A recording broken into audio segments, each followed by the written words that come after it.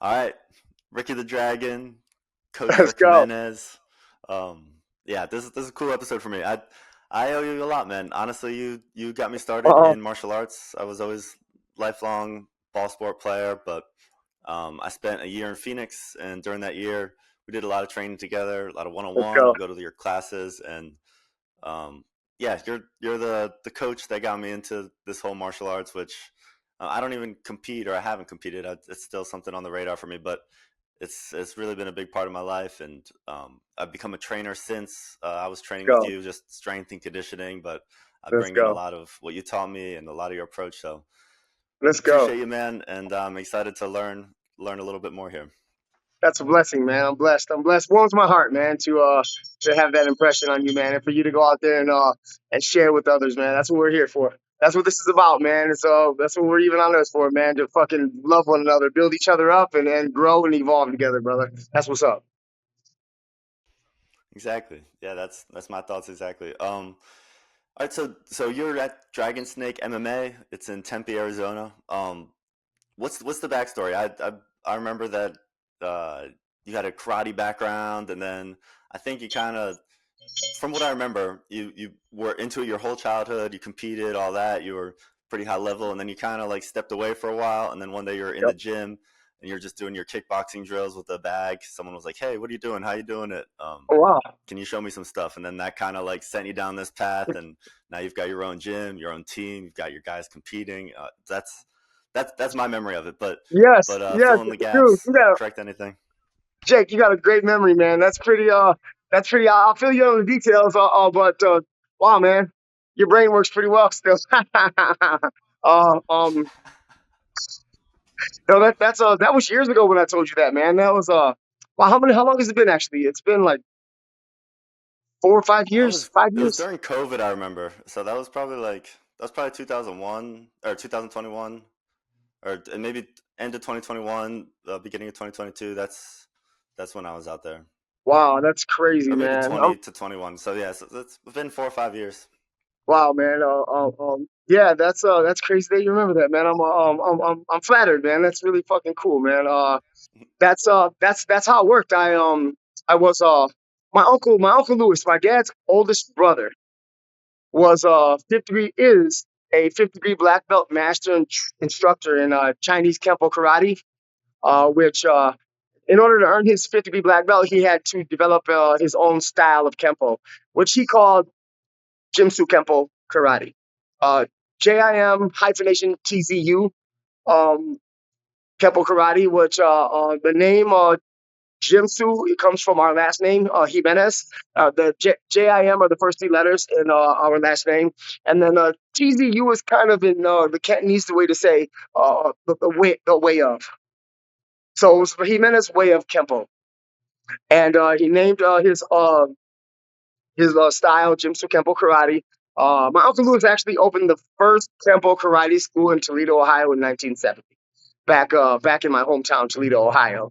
And he has taught many people across the country. He lived in Hawaii. He trained under Grandmaster Chow in Hawaii. That's where my lineage goes back to. Grandmaster Chow, and then who trained Grandmaster Chow in China was James Mitosi, who was a Kempo master from China. So it went from China to Hawaii to my uncle, to America, to Toledo, Ohio, to me. And then I trained in Jitsu Kempo karate pretty much all my life. My uncle's been training me since I was about 7 years old. Um, once I was at black belt level, I jumped in the cage and started fighting MMA. When my teammates, they all just started. Everyone just there was like an MMA surge, man. When I was younger, like mid 20s, and we all started jumping into MMA fights. Um, and my uncle Lewis was training all of us. We were about four MMA fighters. We had a team, and we would all fight. We all won fights. Uh, I moved to Arizona from Toledo, Ohio. That's where I'm at now. That's where we met in Arizona, right? So I after training all my life in Ohio, Temple Karate, and being an MMA fighter, and I moved to Arizona. When I moved here, I didn't have I didn't have I wasn't in my space anymore. So I wasn't with my uncle, all my friends, and so I didn't have a space to do my martial arts and to do my thing. So I kind of just went to the gym and started getting into lifting weights. Um, so I started to really lift weights a lot, and I really got into fitness, and I ended up getting certifications in group certification, personal training certifications, fitness certifications, and I really got into more of the fitness side of athletics. But while doing all that, I used to lift with my buddies. All my buddies went to the gym, and we all lifted heavy all the time. And when I would go to the gym and I would hit the bags, there was one heavy bag in the aerobics room, and I would go in there to warm up, get my blood flowing before I went to lift weights. And I was in there and I'd be hitting the bags and doing cool spin kicks and stuff because that's kind of my thing. Tricky, you know that, man. You know how we fight, man. You know a bunch of the stuff. I remember that. And so I was in there doing. My buddies would walk in there and they'd be, "Oh man, that was cool, man. How do you do that? Show me that. What's that called?" And I'd share with them the name of the technique and then teach them the technique. And one of my buddies, Vahe, he's like a huge reason why this is even a thing, man. Vahe said, "Why don't you do this for a living? You're really good at it. Like this is something like it's a talent. It's God given. You've worked really hard for it. You should do this for a living." And I went, I don't have any money to open up a business. And he goes, "You don't need any money to open up a business." I'm like, "Shut up, man. That's dumb." Like, what do you mean you don't? There's no way. It doesn't work like that. Like you have to have there's overhead. You have to rent a space and all this stuff. And he goes, You can do like Bruce Lee did. You can teach at the park." And I went, "Oh shit, no rent. Wow, we do live in Arizona. It's fucking beautiful out here. Let's go." So I went there, made a bunch of business cards and some flyers, and I went to the fitness gym and I was handing out flyers and business cards and saying, "Hey, I'm gonna be at the park teaching martial arts. Come out on Mondays, Wednesdays, and Saturdays, or whatever my schedule was, like 3 days a week." And I was teaching at the park, and I remember handing out all those flyers and cards. And I went my first class. I went out there, and I'm standing in this huge empty park, and one person shows up, and it's like a girl it was my wife's friend, and it was a girl. She never showed up again, but she did come that day, and I'm glad she came that day because I don't know how I would have felt if no one would have showed up at all, and I've been standing there by myself. And she came, and I went, "All right, I'll take it," and I taught her. And then the next class came. I found somebody else to come. At first, it was only like one person showing up. One person. I kept showing up. I kept going. I kept building curriculum and lesson plans and all that stuff. And I kept going to the park. And I was teaching at the park for a while. And the more I got people to come out from the fitness gym, the more the crowd grew. And I'm like, "Holy shit, this is actually working. Like people are coming." Like, whoa. And even Bahe started coming to the park classes. The one who told me the one who put the light bulb of this whole thing on. Uh, and I uh, I had about I got a really cool picture, man. It was me and like 18 people at the park, all wearing Dragon Snake shirts. So I had enough people to like sublease somewhere. Maybe not enough to rent my own space yet, but I had enough to sublease. So I went to a gym called Sitan Gym.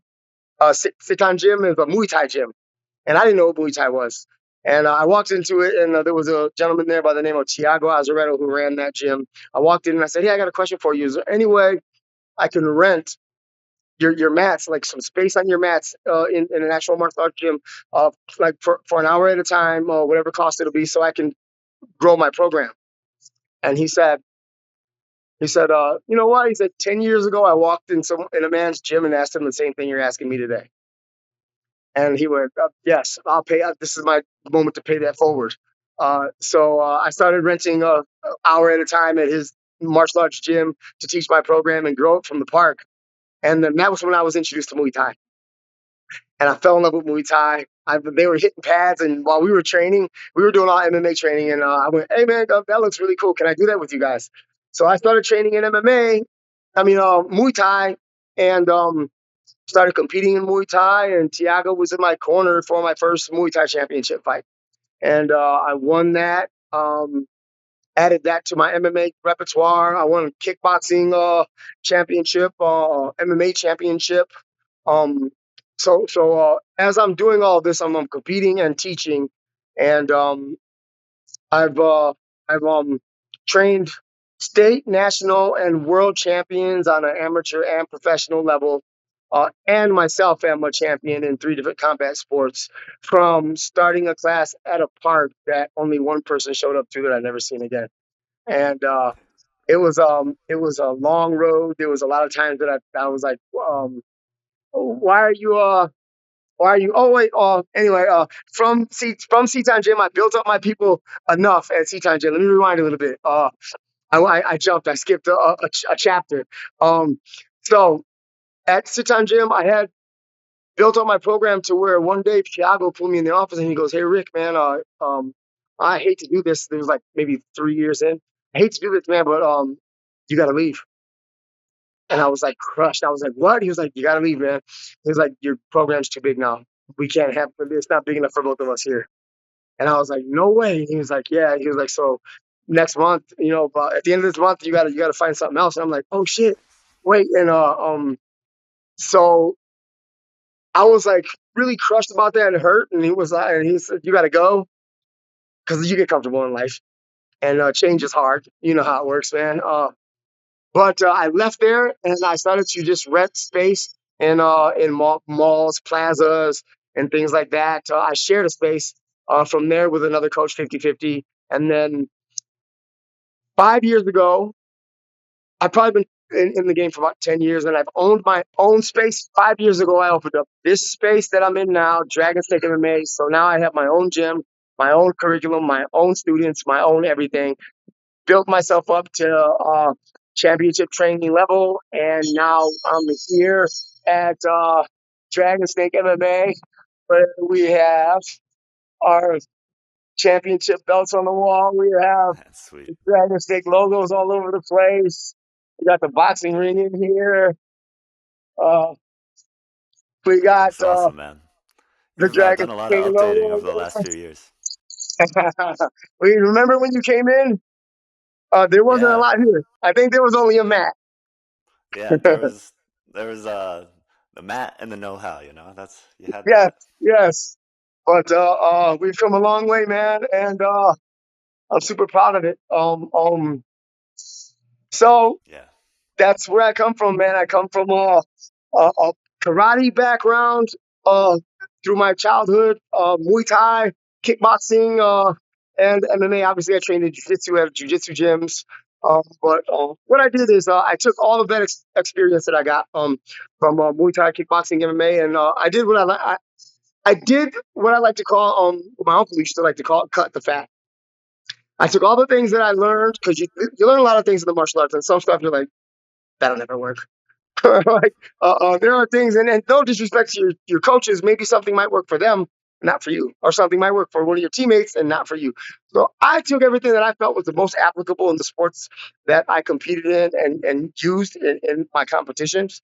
I took all those things and I smushed it together and I created Dragon Snake MMA martial arts and got everything out that I felt was unapplicable and threw it in the garbage and built our system off of that. But there's also a science behind it. Um, the science behind it is the Dragon Snake. The what Dragon Snake means is a dragon is circular and fluid in movement and motion. Do you know who Godzilla is? yeah. Yeah, Godzilla is a dragon, and he swings his tail in a circle, and he knocks down buildings.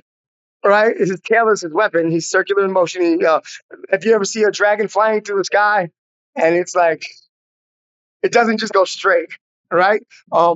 So dragons represent circles, and circles represent um, power, right? Everything that's circular, it's a universal law. Everything that's circle generates power. The sun is a spins in a creates so much energy and gravity, and it keeps all these other planets around it. And the planets do what? Revolve around it in a circle. The tires on our cars are what? Circles. Create friction to get us to get forward, back, go anywhere we need to go. And, the pistons and the engines are circles. They go up and down on a rod that's connected to that spins in a circle, a shaft, right? Everything that's circular generates power. So that's where the dragon comes from. Snakes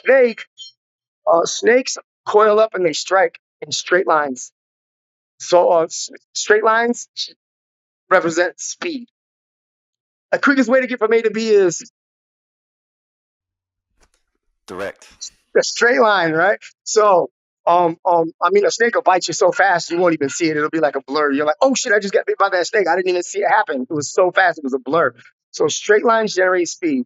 So what I did was I've broken down our techniques and everything circular optimized it. Everything straight optimized it so that our technique is so clean and the science of straight lines and circles have been implemented in it and it tightened up so much so that our technique is flawless, as close to flawless as I can possibly get. I know it's not a thing. We're humans, but that's the science behind it. That's why we're called Dragon Snake. That's sweet, man. I remember a lot of that. That's like I said. That's your system is kind of the basis of my martial arts knowledge. So, Let's go. yeah, I love that. It's like centripetal force is like that circular motion, and it's super efficient. You know, it's Yes, sir. but yeah, and like we were talking a little bit before the recording. I do the nervous system training podcast as well, and that's about training the nerves in your body. Uh-huh. So that could be for fighting, or it could be for baseball, it could be for anything, you know. But Hmm. that's about building like speed and power. It's Yes. speed and endurance. It's like focusing on multiple different priorities at the same time. But I like the way Yes. you've got that built in.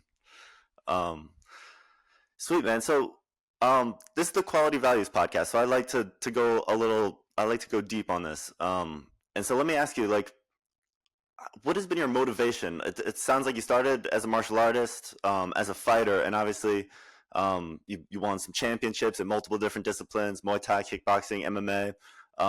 So you had success. Like you must have known, like, I got a knack for this. I'm pretty good at this, you know.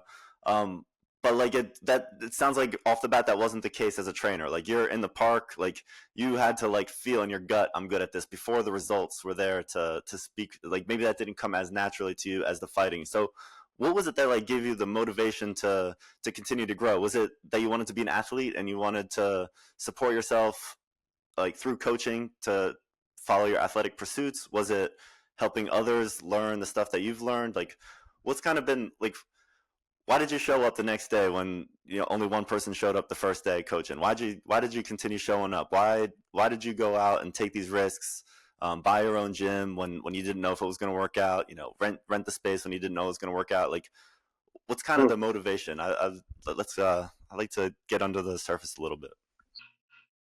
That's a great question. That's a really good question. And as you were asking me, it popped up right away. It's actually built into me through my experiences in life. Um, um, when when I was when I was a kid, when I was a kid, I um I was severely bullied. I was severely bullied as a kid, and I was terrified to fight. I was terrified to fight when I was a kid. I would avoid a fight at all costs. Um, my kids I would hang with in the neighborhood would I had little Transformers and like Star Wars guys. I called them my guys, and I'd have a shoebox and I had all my little figurines in there, and the kids would pick one and go, "I'm taking this. This is mine," and I'd be like, "Okay, I'm not gonna fight you for it." Like I was that kid. I was just avoid conflict and a fight at all costs. Um, my dad was different. He was a machismo. He was a tough guy, leader. I learned a lot of coaching through watching him be a coach. He was a softball coach, won all kinds of championships, and was really passionate about what he did. But I was bullied, and one day I ran home. A kid said he was going to kick my ass when we get out of school. So I'm sitting there all day, like 3 o'clock's almost here. One more hour, 30 more minutes. Shit, I got to get here. So school let out, and I took off, man. I was trying to get home before he caught me. And he was chasing me home, and I ran in the house, and my dad was sitting on the couch watching TV, and he looks over. He's like, "What are you doing?" I'm like, "Oh, nothing." And he's like, "No, no." And he looked out the window. I was like, "Who are those kids out there?" because obviously if people hear there's going to be a fight, they want to come watch. And I only lived a couple blocks from school, so I walked home there and home to school and back every day. And my dad goes, "What's happening?" And he goes out there, and the little kid's out there, like, "I'm gonna kick his ass." And my dad's like, "Get over here." He was like, "I'm gonna give you two choices. You know what they are, right?" He goes, "You can either go out there and you stick up for yourself and you fight for yourself, or I'm gonna whoop your ass with a belt." And I was like, I choose the kid. I choose the kid. So I went out there and I totally got my ass kicked. I don't even think I didn't even land one punch. And I went back in the house and I was like, "I'm sorry, Dad." I was like feeling really bad about getting my ass kicked in front of my dad. And he goes, "No, I'm proud of you." He's like, "Don't ever let anybody push you around. Don't ever let anyone make you feel like you're don't fear or scared and run from them." He's like, "You stick up for yourself. It doesn't matter what you have to do to stick up for yourself, what you got to muster up inside you, but you never run. You always stand up for yourself." And I was like, "Damn, he's proud of me. That's crazy. I got my ass kicked, right?" And so, and then he goes, you need to start training with your uncle." So he talked to my uncle and said, "Ricky needs to be he needs this because of what happened." So I started training with my uncle Lewis. I mean, all the time. Like we would train at every family holiday. Like it would be Christmas, and my uncle would be like, "All right, let's go out back, bring the pads." We'd go out there and train every holiday, every family get together, every barbecue in the summer. Like literally, the training never stopped. It was either uh, um, in school or at a family get together. It was kind of a huge part of my life as a kid, and I finally learned how to stick up for myself and how to fight. And I became another person. I became a strong person. I became someone who wasn't so afraid, didn't want to run from everything. I was taught to handle my issues head on, and experiencing that and knowing what it feels like to be absolutely in absolute fear and scared to fight and not want to get hurt and not understand what it feels like to get hurt, to be a stranger to it, to knowing what it feels like to be in that kind of a moment and survive it, and also knowing what to do, because that's really the main thing when it comes to a conflict is knowing. If you don't know what to do, you're terrified. You're like, it's a scary thing to not know. But if you train in the martial arts and you are presented with a moment that you have to fight for yourself, you tell yourself, "Okay, I know what I'm going to do. I'm going to hit him with a two. As soon as he throws a punch, I'm going to snap back on it, and I'm going to hit him with a two." That's my plan. When there's a plan, there's confidence. When there's preparation, there's confidence. When there's know-how, there's confidence. When none of that exists, none of the other things can exist either. So that's what made me really passionate about the martial arts and standing up to your fears and getting through things that are really taking risks, doing the things that are the scariest. And competing in the martial arts is probably one of the scariest things you could ever do. I mean, I'm terrified every time I fight. I know that sounds funny because everybody's like, "You're a champ, you're a fighter, you're this and you're that." And I'm like, "I'm human." Every time I fight, when I'm standing there and waiting for them to call my name, I'm like, "Shit, why'd I do this?" Although in the same moment, I'm like absolutely confident. I mean, you have all those emotions. And one day I asked my coach, I said, "When does the scare go away? When am I not afraid anymore?" And he goes, "No, people have the wrong idea. You don't want those things to go away." He's like, "You need to be scared. You need to be afraid. It's the scare that'll make you move your head so fast when he throws the punch at you. It's the scare that'll make you throw your punch so hard that you land it and it's effective. Use it. Don't fight it. Don't try to go around it. Don't embrace it. Turn the inner eye and use it as fuel." And when he said that to me one day, I was like, "Wow, that's what I've been feeling all my life, but nobody's ever explained it to me like that." And from then on, I was okay with being afraid and scared and all of those things because we fight those feelings a lot in life. Um, but a real man, real alphas learn how to embrace these things, right? Because I mean, you have to live in your feelings, man. You can't. push these things away. That's not the that's not leveled up. That's not the evolved way to do things. You should embrace everything, all the feelings, all the things. It's okay to be afraid. It's okay to be scared. It's okay for all those things. For that, like I know I'm rambling on, but one more thing, like there's these guys like these men that teach their young these young men. They're like, men don't cry, and I don't believe in that. I don't roll with that.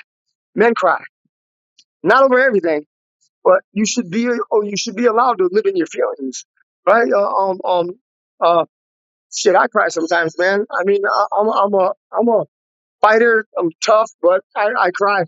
I might watch a chick flick and cry, but I'll beat your ass. You know, so we should learn how to embrace everything that we have inside of us, all the things, no matter even if they're the things on the other side of the yin and yang. You know, and that's kind of that's my motivation, man, is to help these young men that walk through this door to help them learn about themselves at that level and really embrace who they are, find out who they are, stand up to challenges, risks, and become stronger men so that when they go out that door, we have men that are evolved alphas that aren't egotistical assholes, right? They know who they are. And when you know who you are and you're confident, you have nothing to prove, you know? Yeah. And you got, it's, this thing right here, man, this is not just for the athletic part of it and the physical fitness. It's really it's really mind, body, and soul integration, all wrapped up in one thing, man. So that there is my motivation. I love it, and always feel free to ramble. That's the whole point of the podcast is long Let's form. go. So yeah, um, so I actually want to come back to some of the stuff you're saying, the mind, body, soul, the yin yang. It's interesting since you've got this, like your lineage of knowledge goes back to China. So I do want to come back to that stuff. Um, but I am curious just on this fear subject still. What's your relationship with fear? As a coach? Like, do you feel more afraid for your fighters going in, or like how does it compare your anxiety before a match when you're coaching versus when you're competing? Oh, that's another great question. Uh, let's see. Um, I'd have to say it's the same level of anxiety and care for the outcome and the same amount of work poured into it, the passion that comes along with it, and the hurt that happens when we lose and when we win. I don't see any of that. None of that's different than when I compete, when I help my students compete. Um, um, the only difference is when I'm fighting, I'm doing all the work. I'm sore every day. I'm the one who's staying up at night, staring at the ceiling, going, okay, what if he does this? Then I'll have to do this. And if he does this, I'll do this. And this is my plan. Or should I change my plan? Yeah, I'll change my plan. I'm mentally going through the verses and figuring out how the blueprint for each fight is going to happen because each fight is different in its own right. Different moments in your life. There's different moments of evolution. There's different opponents. It's definitely a growth for a martial artist to be a competitor, because every time you fight, it's the same, but it's different. Um, and uh, when my students fight, I'm just as involved. I'm in it with them. Like, I mean, I've had some really big wins, man. That felt like we were like time stood still. It was like we're like up in the clouds, man. We've had some losses where, man, I just felt we were just devastated. I mean, because you work really hard for this thing, man. It's you got to put everything you have into this thing in order to be successful in it. I mean, you have to show up every day, train for hours, be sore every day, mentally be tough. This is a physical sport, but this thing is more mental than anything. I mean, this thing will make you Yeah. mentally strong, man. I mean, It's it really does tug on your insides more than a push up could ever. Um, and it's a roller coaster. I think maybe part of why I do this is maybe I'm a little addicted to the emotion. I'm Yeah, yeah, this might be like there's some kind of a nothing. trauma bond Yeah, because um um because of the big wins and the big losses and the risk the risk of it all. I'm probably a little addicted to that, right? I want to just go risk it all. I want to give everything I have, um every chance I get, and me and the team, we want to do that. We're definitely a competitive team. I'm super proud to be one of the most competitive teams in the valley, because I mean Phoenix is huge, man. I come from a small town, little town, Toledo, Ohio, with only a couple 100,000 people. And you've been here, man. You lived here with me, man. Where there's 4.5 million people in Arizona. it is a giant place. It, That's it's in I think that's it's probably the biggest city I've lived in. Yeah, me too. And it's It's and there's it's insane. nuts. There's a ton. Everything is going all at Just to once. drive It's across the city takes more than an hour. yeah, I know. Back Yeah, it's so much spread too because it's the desert. You the can valley spread out is forever. It's just the valley huge. is huge, man. And Yeah, it's the um so I'd have to say I'd have to say that yeah, man, it's the only thing different is when I fight, I'm sore every day.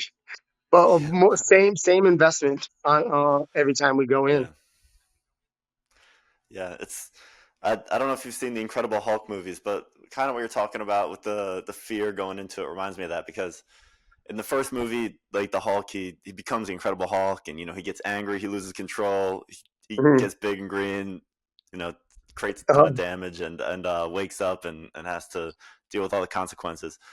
Um, and so like that whole movie happens, but then in the second one, they track him down. He's in Brazil and he's mastered it. yes, learned to control when he turns into the Hulk, and that I don't even remember the characters' names, but they ask him. They say, what changed? Like, how did you learn to control your reaction with this?" And he said, "The secret is I'm always angry. It's like he'd learned to not hide from the anger because that's when you let's lose control, go. when you lose that battle. He learned to embrace it, to face it. The Wow. same. You're saying the exact same kind of thing about the fear. Like, it never goes away. It's always got to be there. So you might as well lean into it Yeah. and face it head on. Wow. Yeah, Super cool. that's the other side of that. Yeah. Fear, uh, Um, confidence. Like you have to have both of them. It's one doesn't work without the other. yeah. Yeah. Exactly. The confidence comes from the actions that the fear has driven you to do. Hmm. The fear has driven the preparation. The preparation builds the confidence. Amen. At least that's how I've always thought of it. Let's go. Um, I wanted to circle back to that point that you started touching on earlier, the yin, the yang, mind, body, soul. I'm curious, like, I guess this is more a question to like the artist side of you, like, and that martial artist. Like, you've got your unique perspective, having the Muay Thai background, having the kickboxing background, but before all that, the karate, and especially with that Chinese lineage. Okay. So you've kind of experienced different styles, maybe some Western thought, and then some of like that Chinese, the Eastern thought. Um, so yeah, I guess what is your approach as an artist? How do you think of it yourself? How do you teach it to fighters? Like, we're touching on some of this, the yin, the yang. We've got the calm and the Hmm. fear. Hmm. Um, but yeah, like, what terms do you think of this stuff in? How do you balance the mind, the body, the soul? Since it's not just learning, how to throw that straight to. Right. There's a lot more that goes into it, so that you're ready, you're mentally, physically, and emotionally ready to when the moment comes. That's a great question. Man, you got all the great questions, dude.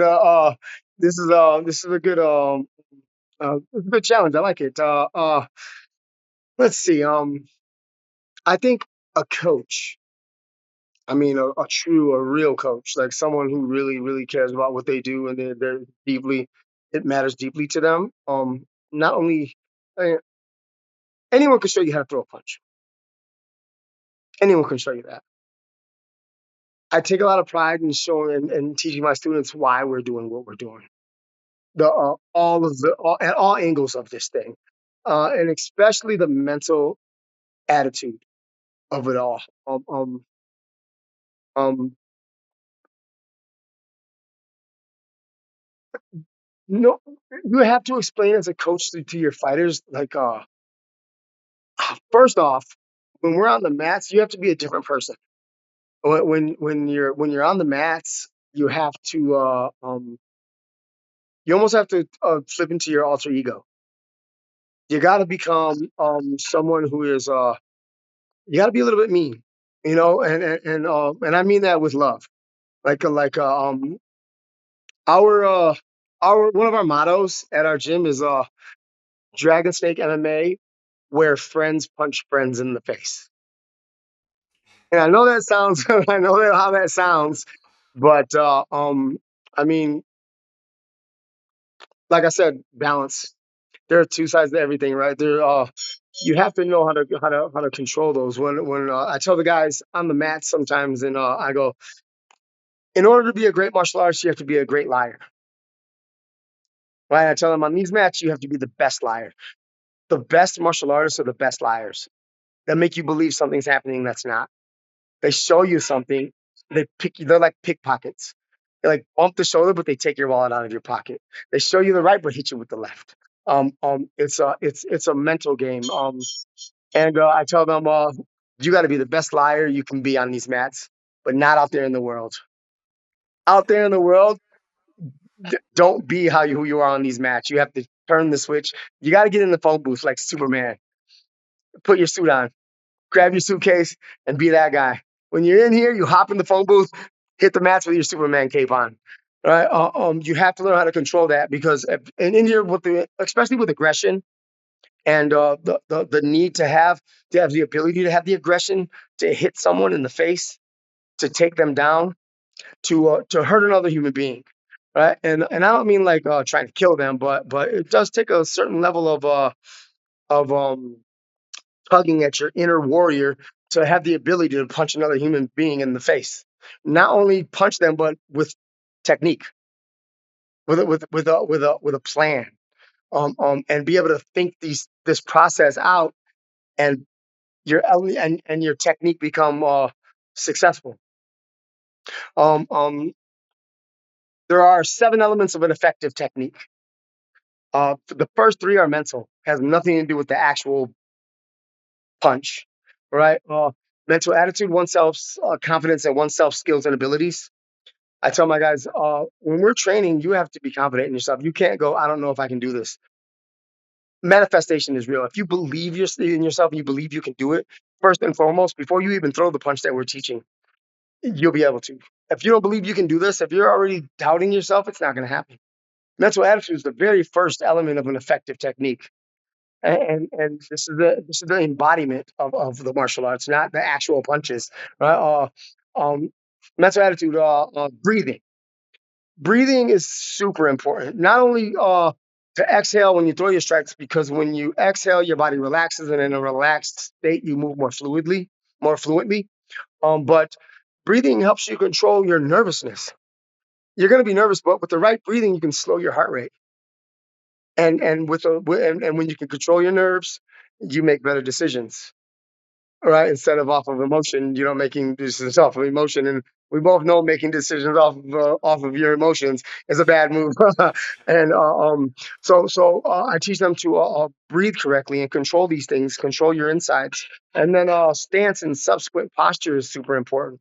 Uh, Before you even learn how to throw a punch, you have to stand strong, because how you stand will be who you will represent who you will be. If you stand with your chest out, chin up, you come across differently than if you stand concaved, or like with your shoulders in, and making yourself smaller so no one notices you, so the coach doesn't point at you, right? Stand strong, breathe correctly, and mentally believe in yourself are the first things before you even throw a punch. Right, and these are things that I'm very adamant about teaching these things on the mats with my guys, more so than just showing them how to throw a punch. That right there is a little piece of how I go about integration, our physical, mental, and spiritual integration in our gym. Is not only do we teach the martial arts, but I also make it a point to let these young men understand um, how these things are happening on the inside. What to do with these things? How these things come to fruition on the inside of you, not just on the outside. And then what does that look like in competition? Let's say you're coaching a fighter in between rounds. Like, what are you talking to them in the corner? Are you? I'm sure it varies fight to fight, fighter to fighter, but what types of things do you find yourself saying over and over again? Is it more like when he throws this, you're going to counter with that, or is it more like you're appealing to their emotional state of mind where you're trying to either pump them up or bring them down depending on Hmm. what you're seeing, like I guess like yeah, what types of reads are you making for your fighters, and again, this highly subjective fight to fight, but in general, like how do you go about your business in the corner? Well, uh, when I'm cornering, we go in with a plan. We build the game plan before we even get there. But at the end of the first round, that game plan can either stay the same or it can change. A lot of times, the way fights play out, nothing happens exactly how you think it will or exactly how you want it to. So we have to make adjustments. But first and foremost, before I talk about anything, when my guys come to the corner, I tell them, I don't want to talk about anything right now. Don't ask me any questions, right? I need you to breathe.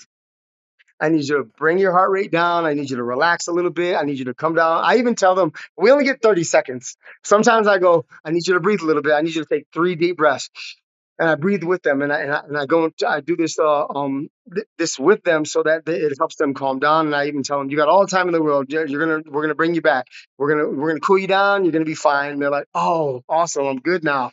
And then after about 10 seconds of just kind of bringing them back out of the chaos, then I tell them, okay, now this is what we're going to do.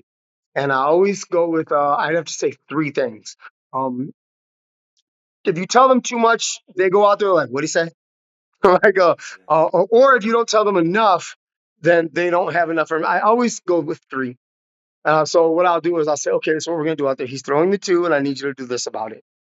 Your kick isn't landing because of this, so now I need you to do this. Or now he's defending against your kick, so now once he defends, go around it in this manner. And tuck your chin a little bit more. I think you're sticking your neck out there a little bit too much. Don't get your head blown off. And so and then right before I go out there, I give them some water, I put some ice on their head. My other coach is there. Maybe I point at my coach and say, "What do you have?" And then he'll turn and look to him and tell him what he thinks about the next round. Um, and then we send him back out there. Um, uh, but after I calm them down, I don't know. There's sometimes, like you said, sometimes you got to bring a fighter up. Sometimes you got to calm one down. Maybe they're too excited. There's an art to it. That's why it's called the martial arts. There's really an Yeah. art to all of this stuff, man. It's a beautiful thing. And each fighter is different in his own right. Even like you have 2 fighters that are there that are really calm human beings, and even though they both have that same kind of um um way of carrying themselves, you have to work with them each in different ways to bring them up. You have to say a specific thing to him, and you have to say very specific things to him to get them to react. And uh, and um and it's really about learning your fighters and your students, all of them individually. Um, it's um, I'm not I'm not in the business of teaching people how to fight. I'm in the business of building relationships, and Interesting. that goes so far. So it's when you're in the corner with them, it's really a natural thing. It's almost like I'm talking to my brother. I say things that might hurt your feelings, I say things that might make you get excited and go out there and do the thing you're doing even better. But I tell my guys the truth. That's one thing I always do in my corner. I tell them the truth. I don't tell them they're doing good when they're not. I don't tell them they won the round when they didn't. I'll let them know. One of my last fights, one of my fighters, Gabe, who's 2-0 now, um, um, he he won the first round, lost the second round. It was close. I wasn't sure he won it or not the second round. So in the third round, he came to the corner and I said, "Look, this might be one round you, one round him. You have to go out there and win this round. If you don't win the fight." So I need you to go out there and I need you to go out there and be aggressive as you've ever been in your life. You go every time there's an exchange, you go first. You need to set the tone. You don't have all the time in the world. You got to let it all out there right now. And he was like, okay, I will. Because sometimes the guys, they like relax a little bit. They want to wait for a counter. They're not like going yet. They're maybe a little bit nervous. And I know, I get it. You don't want to get knocked out. I don't want to get knocked out. Right. So sometimes we're like a little more cautious. Right. But then there's moments where it's like, all right, you got to take the risk. You got to put it all on black, right? You got to take a risk. This fighting is a risk, right? And sometimes I have to tell them, you got to go out there. Now you got to risk it. You got to go out there and take the risk. Calculated risk. Yeah. My every move is a calculated step, but a risk nonetheless. Mhm. All right, and then let me ask you the same thing about the game planning. Like when you're preparing a fight, whether it's yourself or for one of your fighters, um, how much of it is like focusing on your strengths and emphasizing those for the game plan? How much is it focusing on the opponent, figuring out like what to do against their style specifically, and then how much of it is just sort of like the system, the Dragon Snake way, the common threads that you go through with yourself and all of your fighters? Well, let's see. We have a base of a base martial art that everyone walks in and learns. I don't treat no two people differently. Everything I teach the pro fighters, I teach everyone that walks through the doors. No one gets treated differently in our gym. Um, I don't leave anyone, no child left behind, right? I mean, everyone evolves together. No one gets special treatment. Um, First and foremost. We have a base art that I teach everyone. We have our base techniques, base combinations, things that we do. That's our thing. We do it all the time. Repetition is retention, right? Bruce Lee said it best. I don't fear the man that has thrown ten Does thousand different kicks. That's the I one fear that's the thrown man. one 10,000 times. Let's go, right? So I have a base of techniques that we do over and over and over and over, and so much that some of the guys, I'm sure they're like, I don't want to do this again. Like, what? Another 100 of these? I'm at like a million, right? But that's what builds your fast twitch muscle fiber synaptic response is the scientific word for what's called muscle memory, right? If you do this movement so many times that the thought at first you're thinking this through, and you send the thought to your muscles, and you tell them to do a thing, and then they do the thing. Over time, your muscles remember this movement, and you no longer have to think the thought; it just happens. Mhm. So that's where I want my guys to get when it comes to our base techniques and our combos. For example, if I say bread and butter, they know what combination to throw. Everyone. Everyone in our gym knows what that is, right? Or all the different nicknames we have, all of our different combinations. And then we take that um, and I learn who we're competing against. I go watch their tapes, I do my homework, and then I come back with the game plan. I mainly go with about um, five things for offense, five things for defense. How to react to his go-tos, what are his most powerful strikes, what he's doing the most damage, and how not to let that happen. How to counter those things. And then I go off of where his weaknesses are and how to create openings to exploit those weaknesses and have my fighter land the shots um, exploiting his weaknesses. And then I also go to my fighter's strengths and go, okay, this is your thing. We know you're best at this. How are we going to land it on this guy or this woman? And then also on his weaknesses. Okay, um, now we got to tighten this up because if this guy hits you with this thing, um, it's not going to be a good day for you, right? Not going to be a good night. So we have to drill these uh, weakness techniques into our fighter as well. So we do both on each side, and then I create a game plan around that, and then we have our base, and then we also have then you also have what's called fucking, I mean, just uh um fate. I mean, things just happen naturally sometimes. We're out of nowhere. It's not expected. Something happens, and I'm like, okay, go out there and do this. We never talked about it the whole camp. We're like, go out there and do this, and we go out there and it works, or it doesn't, right? But then you have those moments, those epiphany moments where things just happen like that, and those ones are fun too. So I'd have to say that's normally how we do our training and preparation for a fight. On those different levels.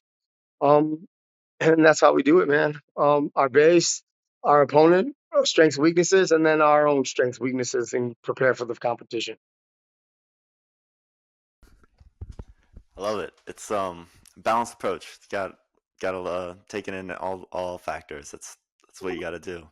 Let's go. Um, all right. So just to start wrapping it up, like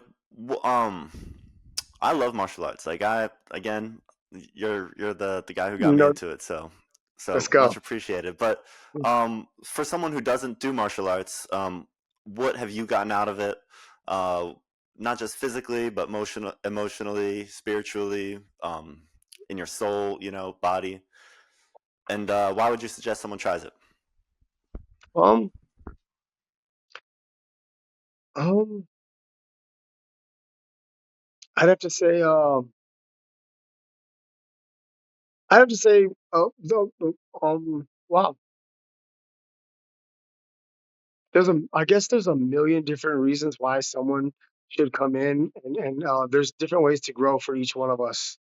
We all can walk through that door with a different necessity or need inside of us, or physical, or whatever it may be, and we we uh, we reach that goal through walking through the door and doing this thing that we do together. Everyone walks through the door with. I always ask everyone that walks through the door. I go, what is your goal? Why are you here? And someone might be, man, look at me. I need to get in shape, man. I'm in terrible shape. And I go, okay, let's focus on that. Some guys walk through the door and say, I want to be a fighter. Okay, let's focus on that. All the other stuff happens. It all comes. Everything else is a bonus. But everyone has a reason why they walk through that door. And once we know, and the coaching staff knows what the goal is, and then we push towards that for each individual person. Um, if there's something that we could all get accumulatively together, um, I would have to say, I'd have to say, join the martial arts to build confidence, um, to get rid of the ego, um, have the ability to protect yourself or your loved ones if you need to in a dark parking lot. Um, and mostly it's just the camaraderie that we come into when we come together in this space, man. We become a family. This is a family gym. We're a fight gym. We fight, but we're a family gym first and foremost. I don't uh, I don't allow bad juju in my gym. Uh, if someone brings bad juju, they gotta go. This is that kind of environment. Good vibes only, man. Good vibes only. Family environment. It can't be any other way. I say to my guys sometimes, the free week is not only for them, but it's also for me too. And so whether I want to have you here or not, you know, um, because this is the kind of environment that we don't want to have egos involved. No one's in here trying to beat everyone up. No one's in here trying to be the best against ourselves, right? We're all trying to grow together. We're a family. We come together. We do this thing together. When one of us gets in there, we all get in there. It's a team sport. You get in there by yourself, but you don't get there by yourself. You get there alongside everyone else on these mats, pouring our blood, sweat, and tears, giving everything we have, sacrificing our minds, bodies, and souls again together for the greater good of success, of our own personal individual successes. Um, and That's what it's about, man. It's like shit, man. If I want to see, it teaches us how to want our friends to be successful. I want to see you win. And that's a huge thing that we have to learn, right? We have to learn in this life, like that. I want others to win. I want others to be successful. I want to see you winning. I want you to be evolving. I want all that stuff. And that's kind of one of the things that we learn here as well. And that's a huge one that I don't really talk about as much. That now that we have the podcast, I'll talk about it more with the guys. But this also does grow the ability to want others to win. And that's big. And that's what we do here, man. We just want to see each other do awesome shit and do awesome shit together, and just evolve um, on all the levels. I love it. It's like you said, Dragon Snake MMA, where best friends punch each other in the face. There's something Let's that go. something about going like suffering together that brings people together in a way that it, it's it's hard to do without that common extreme experience. Yeah, it Um, is. It's true. so yeah, awesome. Well, Coach Rick Jimenez, Ricky the Dragon. This is really cool. I really appreciate you coming on and let me pick your brain a bit here. Where can people find you? Dragon Snake MMA in Tempe, Arizona, in Phoenix. But where can people find you online? Yeah, if people are interested in checking you out, where should they go? Okay. Google Dragon Snake MMA. We are in Tempe, Arizona. We're on 425 South McClintock Drive. If you know where Tempe Marketplace is, we're like right across the street from there. A lot of people know Tempe Marketplace. It's a great shopping mall. We're right across the street from there. Um, you can go to, we have Instagram, Facebook. Our Instagram is probably our most active social, where you can go see what we're doing. We also share everything on Facebook as well. Um, um, Instagram, Dragon Snake MMA. Our schedule is up there. Our There's videos. You can see us in action. You can see the team. You can leave messages. I'll answer them as soon as possible. You also can check me out on Ricky the Dragon, Instagram, Ricardo Jimenez, Facebook, also Dragon Snake MMA and Ricardo Jimenez on Facebook as well. Um, you can find us there, dragonstakemma.com. You can also find us um, all over the place. Those are our main hits, those right there. So if you're looking for us, find us there. If you want to call me, my number is 480-548-2432. Give me a message or a call. And if you're interested in doing this thing, come on down. I'd love to have you. Come try it out at no cost or obligation.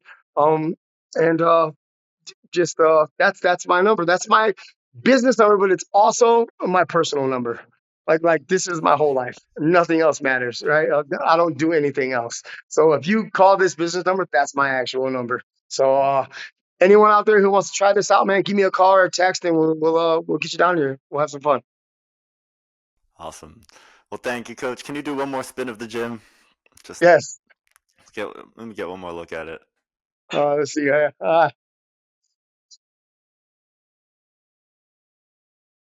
There it is. Oh, you got is that an epoxy floor? That's new since I was Yes, there. sir. Yep. We just got it put in. It's the That's marble sweet. epoxy. Yeah, We that's have the awesome. bags, the walls. Uh, Looking good. the logo, belts, and on the wall Yeah, we have Dragon Snake. Let's go. yeah. That's I love Hey it. man, Thank you, man. That really touches me, man. That we got to do this, brother. Much love, much respect. If you are ever out here, you have to come by, man. It would be great to Yeah, see you in person. absolutely. Good to Yeah, feel for your sure. energy, man. That's what's up, Jake, All man. right. God bless. And absolutely. Thank you, Coach. Thank you, everyone who's been watching. Like, comment, subscribe. Check out all of Ricky the Dragon's links and his phone number in the description everywhere this video is posted. Thank you all.